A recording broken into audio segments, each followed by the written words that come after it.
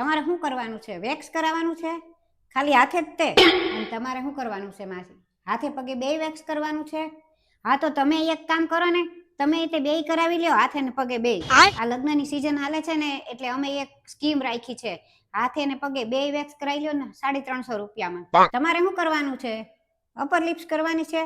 હા તો વાંધો નહીં માસી, તમે ઘડીક રહ્યો, આ બેનને ખાલી અપર લિપ્સ જ છે ને તો એને પેલા લઈ લઈએ, જલ્દી થઈ જાય ને. આઈબ્રો કરાવવાની છે તો તમે એક કામ કરો, 2 નંબરની રૂમ છે ને એમાં વયા જાવ, ત્યાં એકલા આઈબ્રો કરાવવા વાળા છે બધા. ના ના માસી, રાધિકા તો અહીંયા આવતી જ નથી. એમાં એવું થયું ને કે એના મમ્મીને એમ કીધું હશે કે મને પાર્લર વાળા દીદીએ બોલાવી છે, એમ કરીને ઈ ખોટું બોલીને કોક છોકરા હારે ફરવા વઈ ગઈ. અરે હું તો 1 વર્ષથી અહીંયા પાર્લરમાં કામ કરું છું ને મારા દીદીને તો મારી ઉપર પૂરો વિશ્વાસ છે. ના ના માસી, અત્યારે વેક્સમાં કોઈ ફ્લેવર નથી, અત્યારે તો એક જ ફ્લેવર છે, મિક્સ ફ્રૂટ વાળું. પેલા હતા ઘણા બધા પણ હવે નથી. એમાં શું છે કે અત્યારે લગ્નની સીઝન છે ને તો બધા ખૂટી ગયા.